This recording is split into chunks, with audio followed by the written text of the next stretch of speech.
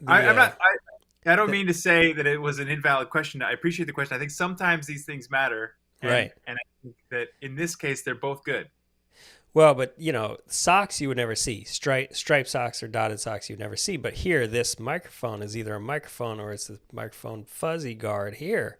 So you see Right. it, man. It's like walking That's around true. with, say, it's more like a When I shirt. meant when I meant it's a question about socks. What I meant was, oh my god, I was just like, this isn't coming through, and it's because my headphones. I'm like, I'm hearing you, but not my headphones weren't plugged in. So I've done let's that. see that. I've totally done entire things with headphones on and then realized the headphones were providing no function except for deadening the sound. Deadening the sound. Sound is not good. Yeah. You're really quiet. It sounds like when I get closer to the computer, I hear it better. Yeah, exactly. Um, no, Dude, but did you? what Yeah, I go ahead. meant about the socks was not so much on in a video's formatted, but like if we were to be like going out clubbing and you'd be like, is it these socks or these socks? And I was just like, they're both good socks. Yeah, that's Less not gonna so make or break it. in this case, it really is irrelevant. I'm not wearing any socks for the record. That's that's great. I'm That's it's like great, thank you. I didn't want to have to picture it. It's not that there's anything wrong with picturing it, but now I just What you want to see is my feet. No. did you and Katrina do the open mic last night is the question everyone wants to Well, know. we did. Oh my god, it's very interesting. The guy who runs the open mic is great guy, great singer, long time, long career guy named Steve Kirkman, local guy, great guy. But he just was so happy to see us, and he kept talking like when we got there, like right from the beginning as he's doing, he's just like, it looks like the he says Zazas, which is pretty good. It's better than Yeah, Zezas. yeah. He's like the Zazas are looks like they're back from hiking the Appalachian Trail. I'm so glad to have them back. And he just like kept making every time he was after the mic, he's just like, I'm so glad they're here. Yeah. And then Yeah, man. that was Because you just guys felt were great. doing it like every week. There was a period of months where it was part of your pilgrimage. You would go down every week and do an open mic. Isn't that true? Almost every week. It definitely was a real ritual for us, and it really Katrina totally came out of her shell doing it. And like last night, I think Katrina killed it in a good way. That She didn't kill anyone she, she went and murdered all the people there. in a good way. What? Yeah, it was great. We've got this new song that she was talking to me about. She's like, I really want to do this song, really want, and for some reason, it didn't really fully go past a certain level. And finally, I was like, oh yeah, because it sort of sounded generic to me. She found the song on Spotify and it was sounded sort of generic, but she kept coming back to it. And finally, we learned it, and it's the number one Zait's cover because it's so Interesting. good. It's so good. It's this song called On Board, and it's a great one for Katrina. And then I come in and do a little light harmonies, and then the third verse is like the man played by me in this case comes and sings the third verse, and it's sort of a rebuttal to her whole point Uh huh. Uh huh. because she's basically saying you don't want anything to do with me, and I'm like I can handle it. That's basically the. But it's a Well, great song, is and this it went being over really recorded? really well. Is this being recorded in a place where people can see it? Somebody did try to shoot a video, and they are trying to send it to us, but it was a huge video file because we did two songs, and it became this huge video file, and Right. One of those things. it's a hard thing One to of get those it. things. Did you? What was I feel like there was the pilgrimage was a thing, like the ritual. Wasn't it one of these new leaves that you turned over that's like we're gonna go every week do an open mic? I feel like that was a That is philosophy or interesting. Yeah, well, it's interesting in the pursuit of a more creative life. I feel like this always happens where you make these decisions. You're just like, okay, we're going to do this, and the reason we're going to do it is because something good's going to come of it. And I think that this is an example of where it was true. So even though yeah, I think we're in a different place now, we're not doing that specific thing. That really, I should pat my former self on the back yeah. for doing that because we really did sort of I think the stuff we're doing now emerged from that. That Well, was a isn't it definite stepping true? stone. Isn't that true? Isn't it a true thing? Like doing anything. Like when I was shooting this TV show a couple weekends ago, I was asking Jeremiah, the ceramicist, what happens when you get stuck, and he was kind of like, just do anything Just do something, you Yeah. know? And it's really Yeah. true. I mean, even recording these conversations, I think when we started them, we are like, what are we doing this for? And, just practice or something. But it is activating in a certain way. And then you and I have developed this ritual of talking every morning about, okay, what are the next steps creatively? Those rituals really work. Like even if you're, you want to get in shape, even if you're just going out on walks every day, that's 1,000 times better than sitting on the couch feeling bad about not getting in shape every day. And you're going on walks, you start to get activated, your muscles start to get used to it. And then maybe, you find yourself going on a run or playing a sport or doing a workout or taking a hike, whatever it is, because you're just more activated. Yeah. Yeah, I remember one time you were talking about. I feel like people are X amount of levels. Yeah. The thing I want to do is so many levels above where I'm at, and it's really true that when you think of all the rituals, I feel like in the last 4 years or something, both you and I independently and together have developed a good number of rituals, and it's like, okay, well, we're still not in a completely different place, but at the same time you start to see Yeah. how you can I lost you there. build upon them and how Oh, you there you went are. back. Oh, Yeah. How you can build upon them. You froze um, for a second very dramatically. Yeah. How you can yeah, build upon the rituals. Yep. and not only that, but one of my rituals was I was going to work on these recordings every day for a while, and then I ended up finishing this EP, which is not a huge amount of work, but it was a big breakthrough for me, and now I have those. And now when we went back to the open mic, it was like we were the old hats. We Mm. knew how to entertain for our little chunk, and yeah, it really does lay foundation that you then Yeah. you take for granted. Yeah. One thing, just thinking about the rituals too, is also aware it's a thin line. You know what I mean? It's like when you're activated, it can feel great. And when you see someone else who's activated, it can feel intimidating because you're like, well, they've already got, they do the open mic every week and they do the show and they do, but it's a thin line, right? Like we could easily, and we do, fall off that wagon and get back into discouraged spaces. Um, and in a way, it's nice to think of it as like, it's actually just like little steps. Yeah. And you're going to fall off and you're going to get discouraged. And then just like little steps. You don't have to like leap from, it's not like a 20-foot leap. You have to like leap up onto the high track and then you're on the high track. And, it is this process of little incremental steps that go from totally discouraged or not activated, I keep saying, or falling off the wagon, to sort of just getting back onto the treadmill a little bit or getting back out onto the sidewalk and walking and then running. Yeah, it's the opposite of the Eminem theory. The Eminem theory is you got one shot, and if you Oh, it's just like if you do it this, if you yeah. hit it out of the park, your life changes, and if you don't, and even the premise of that, it's like what leads you to even getting that one shot? It's probably Yeah, just yeah. a That's lot of true. this, and of course, you could argue that that maybe if there are 1,000 steps to climb, the rate at which I personally am climbing the steps, I'm not going to get anywhere. But I do have this belief that if you, as long as you're not stopping on the plateau, because I do think there are certain people that are my age that have sort of gotten to a certain thing. They're like, okay, Of this a is the certain thing. age. Yeah, or my age, where they feel like, okay, this is where I got to, so this is where I'm at. So Yeah, it's yeah. it's not they're not stepping anymore. They're sort of like, okay, now I'm just going to lower my expectations instead of facing the Well, constant disappointment. I'm going to sort of like yeah. settle in and just be like, because this is fine, I feel that all the time. I which feel the is pressure to do that all the time when I am discouraged, which is a regular occurrence along the road. Even right after I've done something big that I should be proud of, then I crash and I get discouraged and I think, what am I doing? This is absurd. This is ridiculous. I should just make peace with, I've got a nice life. I've got a nice family. I've got I should be grateful for this.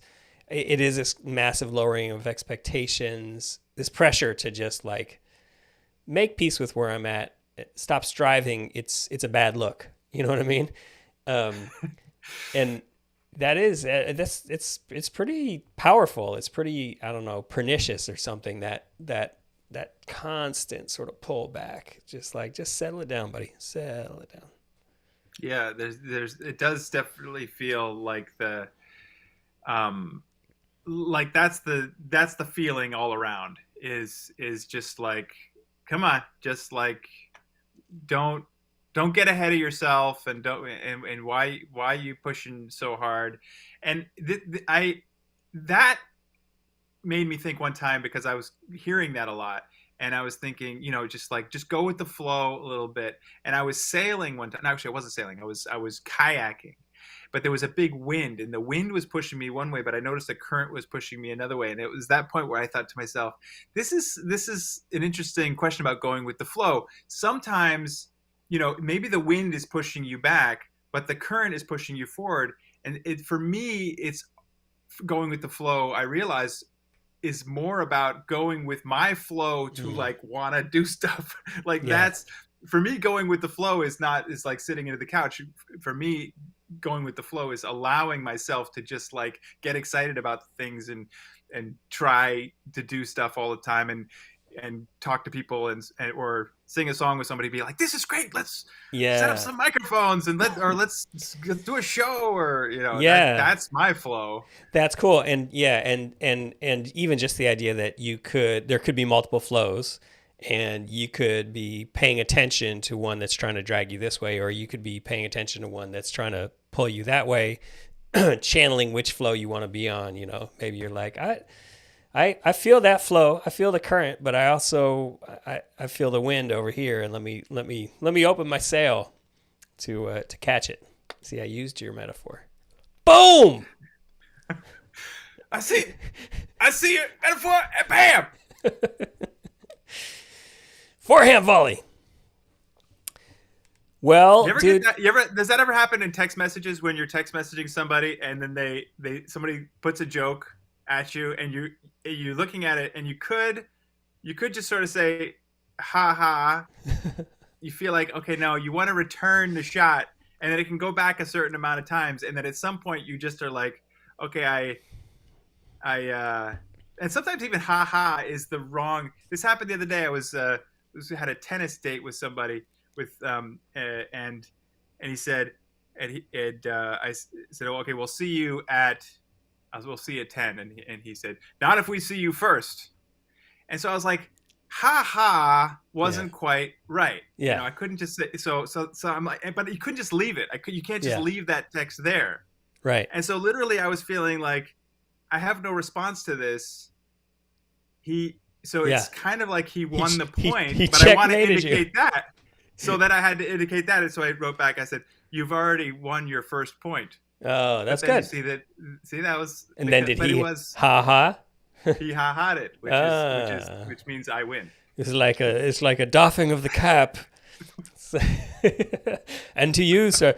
Yeah, I noticed that ha ha happens to be right next to thumbs down, which is a little dangerous. And I just the other day did get that mixed up, as I was sort of distracted in the middle of something, and it was a text message around. It was like some cute, funny message around our kids. some coordination of kid pickup or whatever. There's some cute, funny message, and I was like, eh. And then I quickly changed it to haha, and then I had to text an additional message to explain that I had misfired. Yeah. Well, there should be like a "Are you sure?" on the thumbs down. I think they need a "Are you sure?" Yeah, right. Confirm your thumbs downs. No, it's really tricky also with text messages. Sometimes people will say two things, like I had a great time last night, but I can't make it tonight. And then you're already, your first message, they send it two in a row, so you're like, great. Right after, like, I can't make it, and then you're like, no, I mean great about the first thing. Yeah, I'm sorry about the second thing. That's totally true. That happened just last night. Yeah. Great. It was actually much more complicated. Katrina had to end up writing this long explanation because somebody was saying something nice about themselves, and like, I really felt awesome about this thing, blah blah blah. But they also said something negative about themselves or something, but the way, so she ended up having to write this really long text message. She's like, "No, I agree. I mean, you were Yeah, awesome about that thing. What I I meant know. was about the other." Yeah, and you gotta use the chalkboard and everything. Well, that happens all the time, especially like on a group text, you can't really see who's typing. So you're typing out a response, and maybe it's a few sentences, and by the time you're about to send it, someone else just jumps in right before you, and it either goes a different direction or it just changes the whole nature of the conversation. Now you got to go back and like try to fix the context, and you're like in a race, a frantic race to get your I gotta get this off before somebody else adds something which will make this yeah, not make sense anymore. exactly, just like awkwardness prevention. You're just like, damn it.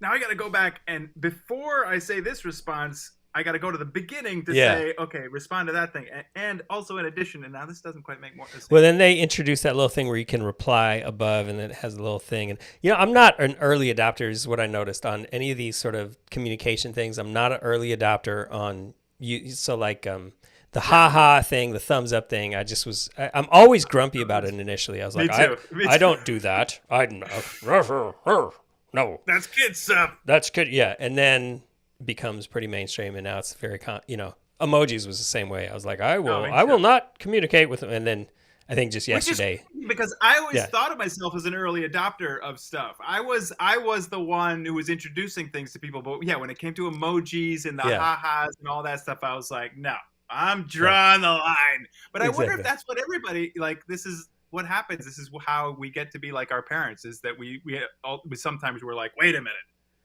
if I surrender this, there Yeah. are no lines. This is the time. Hold, friends. Hold the line. If we surrender this, we will have lost the world. Okay, we surrender this. That's fine. Okay, yeah. Save your powder for a new Yeah. We lost this one. Ha. Okay, emojis, thumbs up, fine. Okay, the sunglasses. I think that means cool, right? Oh God. Instead of saying cool, I suppose it's quicker to just do the thing, the cool sunglasses. I mean, I always thought that the yellow face with the smileys. Yeah. I preferred the dot with the parentheses because at least it felt lo-fi. But then this sort of the yellow smiley face, I always resented it. I was like, this is not my style. Well, I choose a different style. I'm a big user of colon parentheses, I'm a big which user actually of my colon. Yeah. I'm saying that parenthetically. Apropos of nothing. I do use my colon a lot. Now, what else were we talking We're about? talking about something else. So I do use the I appreciate my colon. colon parentheses. That's another thing that I was just very stodgy about early on. I was just like, we don't need to smile in our communications. And now it's very rare that I'll send an email without a colon parentheses in it. But I do. It automatically usually changes into a yellow smiley face overdrawn thing. And I hit delete, get rid of that sucker, and go back to colon parentheses. It's a little bit of a different nuance. It's effort that no one would probably appreciate. But now I appreciate it. I wonder why I just hit something and then you popped up over there, and I don't know what that did. Well, hopefully we're still recording. And now you're looking all choppy. I did something terrible. I don't know what it is. Yeah, now you're all choppy. Well, let me ask you this. You were doing opens microphone regularly as a new leaf turned over, and then you stopped. Yeah, there's a microphone. That is a microphone. And then you stopped. Why? Did it peter out? Did you decide, okay, we don't need to do that anymore? It led to something else? Do you remember? Pandemic? Oh, it's pandemic probably. COVID-19. So were you doing them right up until the shutdown? Oh, so this was kind of a coming out.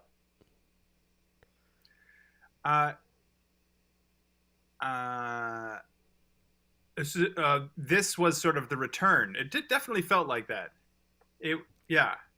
Have you ever? It was very strange. I was talking to Katrina about it. How much appreciation we were getting. It was too much, and then a little too much more, and then again one step too much. I thought of like just talking, noticing us. I Hmm. say that sounds so but it's not that I don't appreciate it. I love that I love the whole scene. I love everything about it. But did you ever feel that way when Hmm. it's just like you do this, you want to be appreciated, you want to be recognized, you want to be remembered, um, and um, and do you ever feel it's like I'm wondering about that in myself. Like, why did that feel uncomfortable? Does that ever feel uncomfortable to you to be sort of like singled out? Look at those people over there. They're back. We're so happy they're back. I mean, that's not too much, but like a couple more of those, and then it's just like, okay, buddy. I see. I see. So was it like the masses, like people rising up on all sides to clap you on the back and shake your shoulder and say how great it is to see you, or you mean the call outs from the stage? Actually, it's good to ask that because it's making it make more sense. Because the thing is that most of the people there had not performed before, or like a couple people had performed a couple of times, and I think we were the only ones that used to be regulars. And so I think Steve was genuinely like, "Thank God, people I know, familiar faces that we sort of we got to know So it each was other." mostly So Steve. It was Steve that was laying it it was on just thick. Steve. So I I think see. that's actually why it was uncomfortable, is because it felt like all the rest of the people in the room were like, "Who the hell are these guys?" Well, but that's kind of cool in a way. It gives you a little something. It's like the crowd murmuring when someone walks in. You might have no idea who that guy is, and you're like, "Who is that guy?" But you can tell there's a murmur, and they're like, "That's Fred, whatever," and you're like, "Oh, okay." Like, who's Fred? It gives you a certain pedestal to work from. From which to crash down on, an expectation to miss, to disappoint with. No. Well, as we've talked about before, I've spent far too much time imagining what it would be like to be renowned, to be well known, to have some fame for a certain thing. But I do think that there is probably a level at which you do start to wonder about the reactions that you get, if they're genuine or if it's, I mean, to take an extreme example, it's like you're out chatting with another dad on the soccer field. If that dad is Brad Pitt, you're probably just inherently going to sort of laugh more at the jokes and,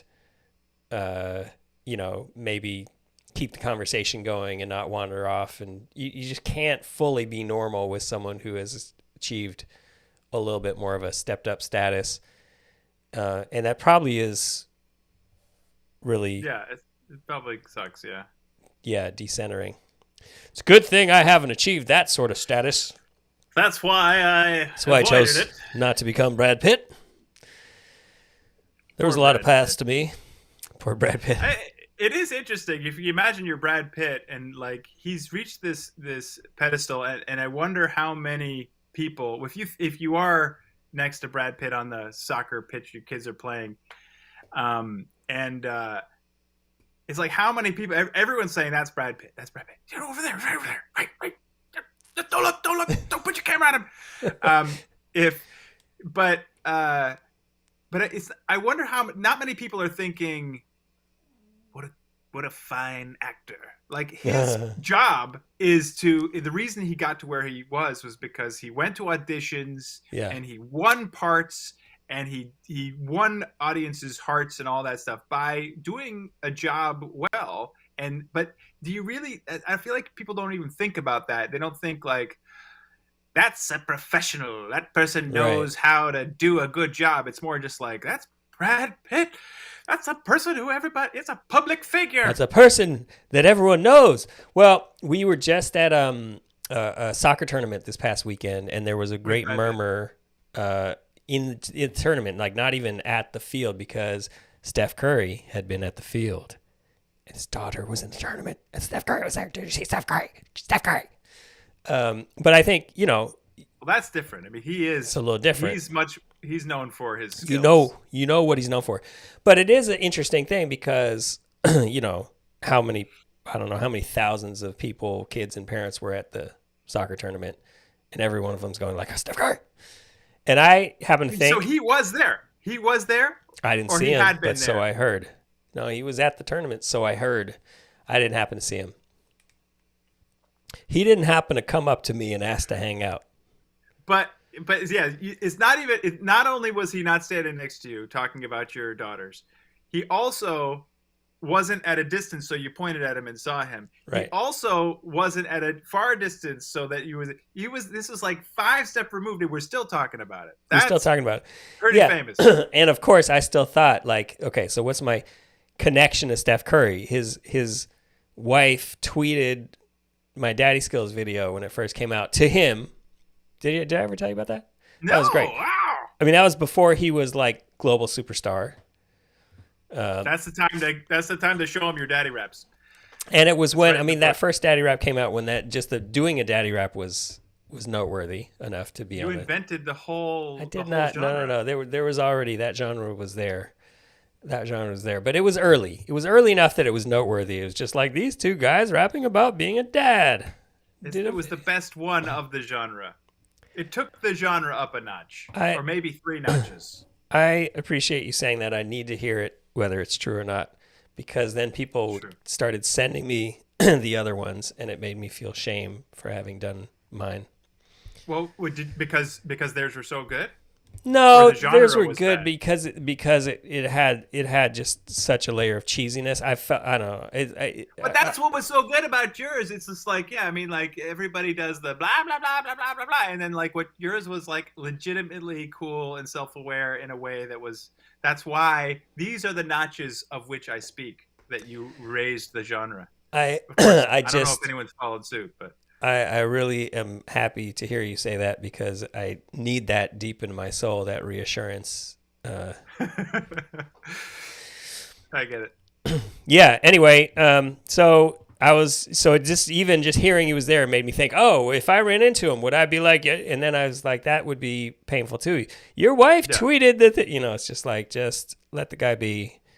Oh, yeah. If he approaches me and wants to hang out, which I could understand, I'll hang out with him. You're the Daddy Skill guys. I want to learn how. And then I went and I checked out your Spotify. Yeah. And you play the kind of piano that I want to learn. Can you show me a few tricks? Sure, dude. I'm a little busy this month, but maybe next month. How'd that go? Yeah, exactly. Normally it would be like, I'm taking a week off of work. Steph Curry's coming over for dinner on Thursday. I got to knock down this wall and build a studio I always wanted. I've got 3 days. That's probably what would happen.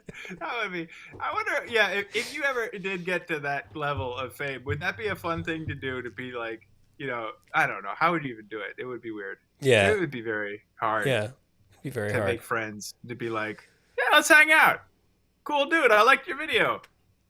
Let's bring our families over and have dinner together. It's just like, that's what people always say. It's like, what famous person would you love to talk to if you could talk to any famous person alive or dead? I would be like, this would be really awkward. I mean, when I was studying acting, I used to worship Robert De Niro, and when I was younger, I used to worship Eric Clapton. It's just like, imagine hanging out with these guys. It's like, hey, I can quote like a bunch of your lines, or like I can play this riff that you heard the show. Yeah. It's just, what are you going to talk about? It's just stupid. Yeah.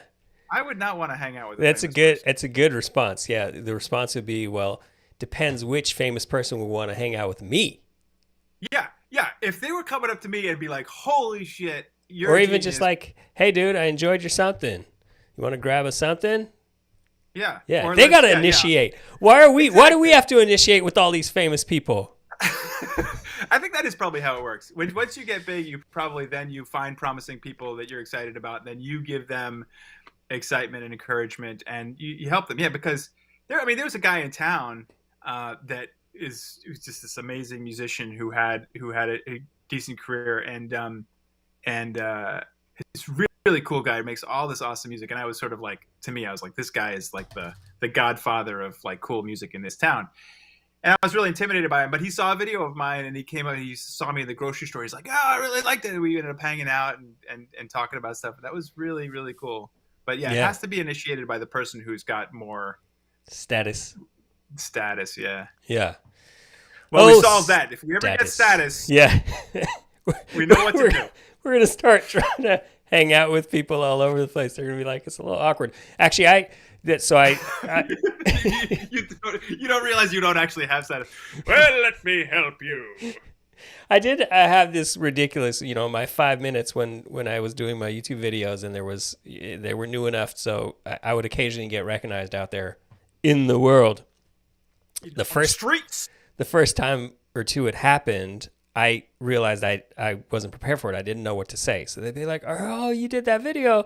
I'd be like, "Yeah," and then I would just sit there with, just sort of like, okay. I didn't know what to do next. So then I thought about it afterwards. I processed it, and I was like, "Oh, they maybe are less comfortable, so I should like chat them up. Just show them like regular, decent person." So then put my pants on one leg at a time. I put my Let me pants show on. you how. So then I actually, the next couple times, I a little bit overcompensated and went right into facilitation mode. And I think that was even more uncomfortable for them. So they're like, "You did it." Tell me about yourself. Yeah. Let's hang out. Yeah, I'd done this thing about about my kids. So I was like, "You have kids? Oh, really? Oh, okay. You live around here? Oh, where do they go?" And eventually they were kind of like, "Okay, I gotta go now." Oh my God! This is a very. I mean, it's like, don't be awkward in your own head. Don't be awkward. Don't be awkward. Don't be awkward. Impossible. I think I told you about the time the closest I came. What if it wasn't really, but the whole thing. So there was a comedy show I was invited to, and I was invited to sing my Italian song, and it was the perfect setup. Yeah, it was the most perfect setup, and so that when I did my Italian song, it killed. It was really great, and one of the other people at the comedy show was a writer for the Daily Show, which at the time, this is 8 years ago or 10 years ago or whatever. Pinnacle. And it was pinnacle of the Daily Show. And as a writer of the Daily Show was at the show with me. He came up to me after the show. He was enthusiastic. He was just like, "That was a great song." And I was just like, "Thank you." And he stood there for a second and he waited. And then he goes, "Well, I guess there's nothing more to talk about." And he walked away. I replayed that. It's just like, that's so painful. That's so painful. That's still painful. Oh my God, it's still painful. Totally. I've had those kinds of things too. Nothing could have happened, but I mean, it's just like. But you you just wish there was, So you already knew who he was and what his position was when he was coming up. Yeah. Yeah. And probably at that point in my life, my pinnacle fantasy was to be a writer on the Daily Show. Yeah, that was just like, but it was 16 levels different from where I was. So it was just like, what would you do? Have you thought about it enough? Do you know what you wish you had said or done? I've replayed this moment many times. Sure. And I think the first thing that I thought I should have said was, "You have my dream job. This is what I love to do more than anything else." And just like, and then he would have told me, "It's impossible. You have to do stand up for 15 years and then get discovered or whatever." Yeah. Whatever. But like something that, because that's totally what I was just thinking. Of me was me. I sang. I mean, for all he knew, I didn't even speak English because everything that I said at that show was in Italian, which I don't speak any Italian besides that song. Yeah. God, that's a hilarious response. Well, I guess there's nothing more to talk about. And he sort of like backed away. And that's amazing. Well, I totally agree with you that that's like you have to allow yourself to put it out there. We have this idea that somehow we're supposed to be coy about, but like here's a dude from the Daily Show, and he knows what it's like to be a writer on the Daily Show, and you're there. So I mean, it's not not to make you feel worse about that, but like to just think about how we would deal with similar situations in the future. Yeah, might as well just be like, "Man, I'd love to do what you do," or like, "How can I get where you are?"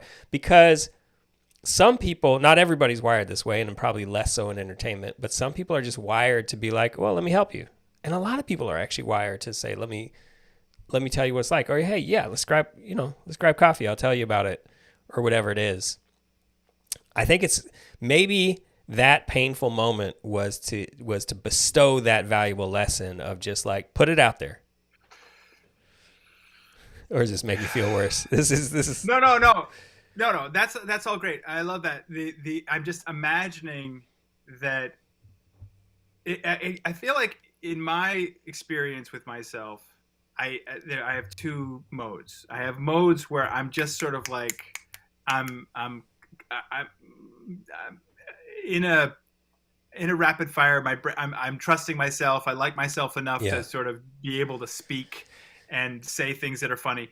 And Yeah. then there's other, and most of the time I'm like, this is an inappropriate place. Like, button it down. Like, be normal. Don't let it And so out. I keep it buttoned down most of the time.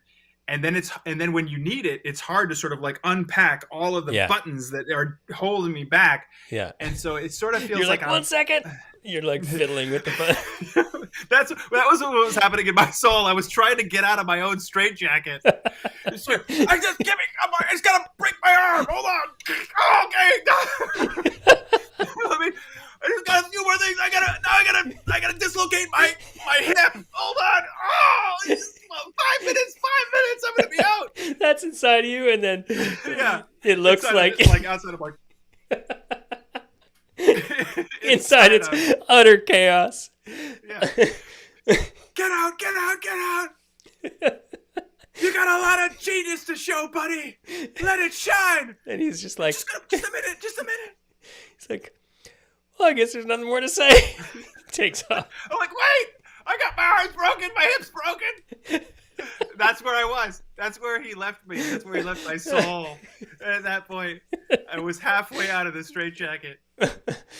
Oh, man. Oh my god! And that's a good description of how I felt for the rest of the night. I had people coming up because I had a great performance, so people all night were coming up to me afterwards, telling me that it was great. And the whole, I mean, it really did emotionally feel like I had a dislocated shoulder and hip because I was like, That's the thing, though. I mean, it's probably just yet another skill that you practice and you get better at is. It's like the silly story I told, which is just knowing it, practicing, thinking about it afterwards and being like, okay, how would I have dealt with that situation? Oh, okay. And then maybe even practicing it, having that to access so that when you're in that kind of space and you're feeling like, thanks, I don't know where to go. You're like, oh, wait, I practiced this. And then you just pull out your couple bag of tricks type of things of like, so what do you do? Like, for instance, that could be a go-to. Yeah, okay, or, but are you a musician or, you know?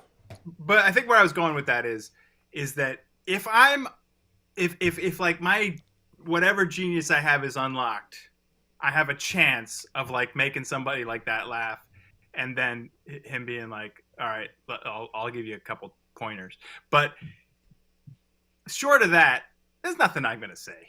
It's like that's the only. I feel like in this competitive environment of entertainment, the only chance you have to impress somebody who's in the business is to be all there. There's no script you can follow. I well, don't think. In that case, though, you had already done that.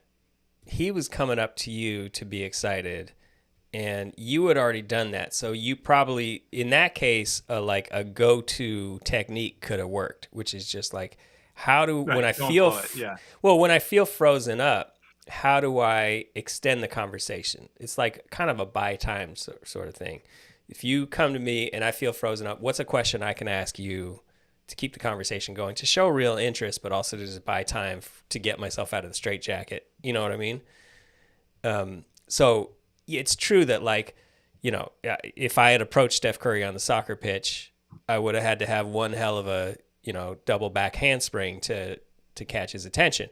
But if he had approached me because he saw something that I did, then and I freeze up, then I just need to buy a little bit of time because I already did the, you know?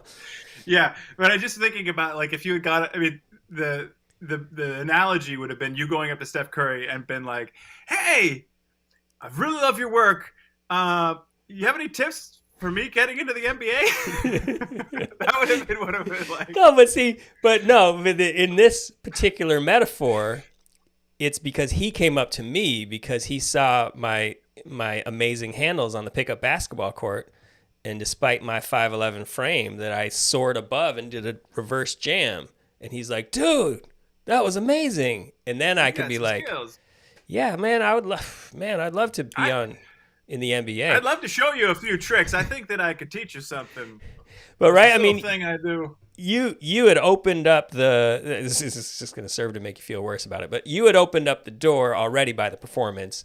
He came up to you. So that's a fundamentally different thing where like, yeah, maybe that's just a technique maybe that you can practice to just be like, okay, in that situation. Yeah, I hear what you're saying. Yeah. You know what's interesting about that too, though, is you could, like, I was just thinking about that. So that you said it was 8 or 10 years ago, and what if it had gone differently and it was your peak dream, and then what if he'd been like, yeah, dude, come by.